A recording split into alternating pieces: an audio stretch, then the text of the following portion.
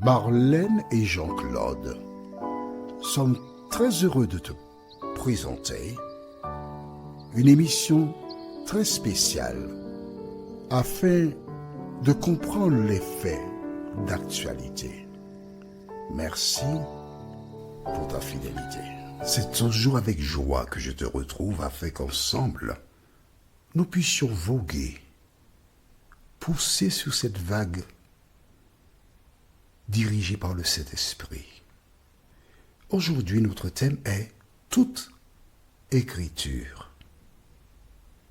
La référence se trouve au livre de 2 Timothée, chapitre 3, les versets 16 et 17. 2 Timothée, chapitre 3, les versets 16 et 17. Avant d'aborder ce thème, recherchons notre instructeur par excellence, le Saint-Esprit. Saint-Esprit, nous voici là, devant toi, parce que nous avons accepté la parole de Jésus qui nous indique que c'est toi qui nous convaincs et qui nous conduis dans la vérité. Merci de nous vider et de nous remplir de ta grâce, nous t'en prions. Au nom de Jésus et pour ta gloire éternelle. Amen. Je rappelle au nouveau que cette série s'intitule « Vous connaîtrez la vérité ». Connaître la vérité.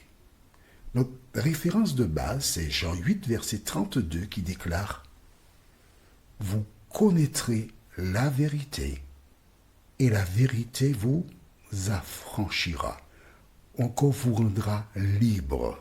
Pourquoi? Car depuis le péché d'Ève et Adam, la Bible déclare dans Romains 5, verset 12, Romains 5, verset 12, tu peux écrire la référence, il est dit, c'est pourquoi, comme par un seul homme, le péché est entré dans le monde, et par le péché, la mort, et qu'ainsi la mort s'est étendue sur tous les hommes, parce que tous ont péché. En tant que descendants d'Ève et Adam, nous sommes des pécheurs. Afin de nous extirper de cette situation, Jésus est venu.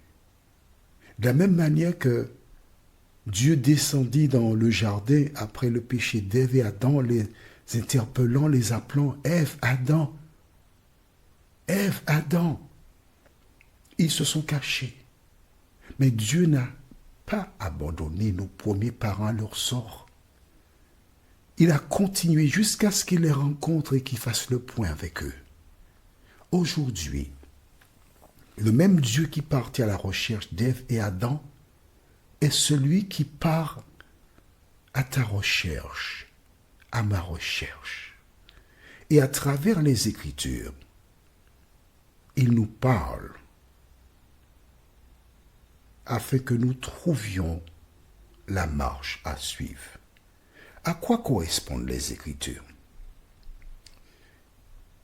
Beaucoup de personnes aujourd'hui, surtout des dames, qui cuisinent, que font-elles? Elles vont chercher des recettes sur Internet afin de réaliser un mets qu'elles apprécient. Aujourd'hui, le chrétien n'a pas besoin d'aller sur Internet. Il a la Bible. Et toutes les fois qu'il prend la Bible, de la même manière que la cuisinière ou la femme de ménage réalise un mets en se basant sur une recette qu'elle découvre dans un livre ou sur Internet, nous, c'est en lisant les Écritures que nous trouvons les réponses aux différents problèmes que nous rencontrons.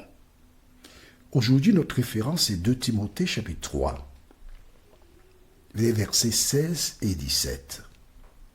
En fait, c'est la continuité de la référence que nous avons vue précédemment, qui était 2 Timothée 3, versets 14 et 15. Ok? 2 Timothée 3, versets 14 et 15. Alors, pour mieux comprendre, parce que nous avons de nouvelles personnes, je lirai à partir du verset 14. Au verset 14, il était dit 3, une virgule. Alors, le 3, ça peut être Manuela, ça peut être Georgette, Annette, Hélène, etc. 3. Demeure dans les choses que tu as apprises. Comment fait-on pour apprendre quelque chose? Je me rappelle quand j'étais scolarisé, il fallait répéter une phrase à plusieurs reprises pour que le cerveau retienne, pour apprendre. Demeure dans les choses que tu as apprises.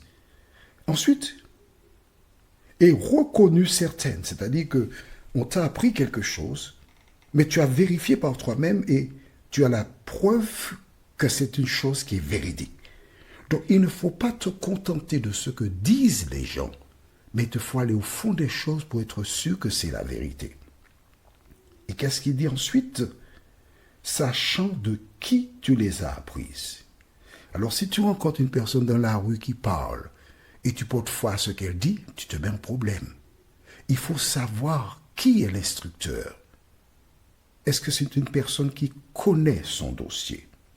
Ensuite, dès ton enfance, tu connais les saintes lettres qui peuvent te rendre sage à salut par la foi en Jésus-Christ. Je n'ai pas parlé de la foi la dernière fois. Mais qu'est-ce que la foi? La foi, c'est de croire tout simplement. Le bébé, quand il voit la personne, sa maman, il prend le sein, elle le baigne, elle le change. Au fil des jours, il s'habitue et il s'attache à elle. Quand un étranger vient pour le tenir, il pousse des cris, il repousse la personne, il ne veut rien savoir.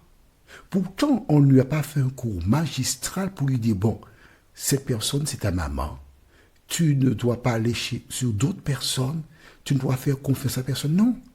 Le petit bébé, à travers son attitude, nous inculque ce qu'est la foi. Il a une confiance totale en sa maman. Sa maman lui donne un biberon, il ouvre la bouche et il prend le contenu sans se poser de questions. Jusqu'à un certain âge, parce que parfois, à un moment donné, il commence à dire non, non, non. Tout ce qu'ils peuvent dire, c'est non. Mais nous continuons. Aujourd'hui, nous lisons le verset 16. Toute écriture est inspirée de Dieu et utile pour enseigner, pour convaincre, pour corriger, pour instruire dans la justice. Toute écriture. Tu vois bien qu'il n'est pas question d'une écriture, mais toute écriture. La totalité des écritures est là pour mon instruction. Et qu'est-ce qu'il dit encore? Est utile, nécessaire, je dirais, pour enseigner. Qu'est-ce que ça veut dire pour enseigner? C'est parce que je ne connais pas. Pour convaincre, parce que je ne suis pas convaincu. Pour corriger, pour changer, améliorer ce que j'ai reçu. Pour instruire, parce que je suis un ignorant, dans quoi? Dans la justice. Tu vois ce que dit la Bible? Tu ne peux pas être chrétien par correspondance. Tu dois avoir une relation personnelle, régulière, pour lire la parole, pour l'étudier. Alors si des gens te disent, crois Seigneur Jésus, tu seras sauvé, et il y a un problème là. Parce que ce n'est pas suffisant. Les Écritures sont là pour modifier ta manière de penser, d'agir, de faire. Mais la fin de ce verset, elle est magnifique. Pour instruire de la justice. Pourquoi? Afin que l'homme de Dieu soit accompli et propre à toute bonne œuvre. L'homme de Dieu. Quand il est dit l'homme de Dieu, ça ne veut pas dire que les hommes. L'homme, c'est le grand H qui englobe femme et homme. Afin que l'homme, la femme, l'enfant soit accomplie. Quand une œuvre est accomplie, ça veut dire qu'elle est terminée. Elle est complète. Il n'y a rien à ajouter. Et une fois que c'est fait, il achève en disant « est propre à toute bonne œuvre ». Tu vois donc que les œuvres sont importantes. Plus tard, un auteur dit « tu dis que tu as la foi, mais montre-moi tes œuvres ». Mais la foi sans les œuvres, elle est morte. Qu'est-ce que cela veut dire concrètement? Exemple, Robert me dit, tu sais, j'ai été à Paris, il y a un magasin à telle adresse, tu achètes 3 pantalons, le 4e t'est offert. J'ai l'information. Ah bon? Mais combien coûtent les pantalons? Les pantalons coûtent 15 € l'unité. 15 € seulement? Et le 4e est offert? J'ai une information. Je fais quoi? Soit je vais à l'adresse indiquée pour acquérir les 3 et recevoir le 4e gratuitement. Cela veut dire que j'ai cru, j'ai la foi. Soit je ne crois pas, je doute, je ne vais pas. Et si je ne vais pas, forcément, je rate l'occasion. On est d'accord? La foi, c'est croire. Et une fois que tu crois, tu dois mettre en pratique ce que tu as reçu comme information. Donc, à partir du moment où tu lis les Écritures et tu mets en pratique ce que déclare la parole de Dieu, que se passe-t-il? C'est elle qui me permet d'améliorer ma personne et de faire face aux différents problèmes de la vie avec la certitude que Dieu m'accompagne et il me dirige en me donnant la victoire en tout temps et en toutes circonstances. Notre prochaine étude sera « Il est écrit ». La référence se trouve dans le livre de Matthieu chapitre 4, les versets 2 à 10. Il est écrit. En attendant, prions. Notre Seigneur et notre Dieu, merci, merci. Merci parce que tu nous parles. Merci, tu nous apprends encore aujourd'hui que toute écriture, tout ce qui a été écrit, c'est pour notre instruction. Mais aujourd'hui, nous découvrons que c'est en lisant les Écritures et en les mettant en pratique que tu seras en mesure de nous corriger, de nous instruire dans la justice, dans la vérité, afin que nous soyons propres pour toute bonne œuvre. Merci Seigneur de continuer de nous éclairer, de nous vivifier, nous t'en prions. Au nom de Jésus et pour ta gloire éternelle. Amen. Que l'Éternel continue de te faire du bien et il me tarde de te retrouver. Nous sommes parvenus au terme de notre réflexion. Si d'aventure tu as une question, il te suffit d'envoyer un message par le biais de WhatsApp au numéro suivant, plus 596 696 88 93 93. Et alors Jean-Claude, moi, je me ferai un réel plaisir de répondre à ta question.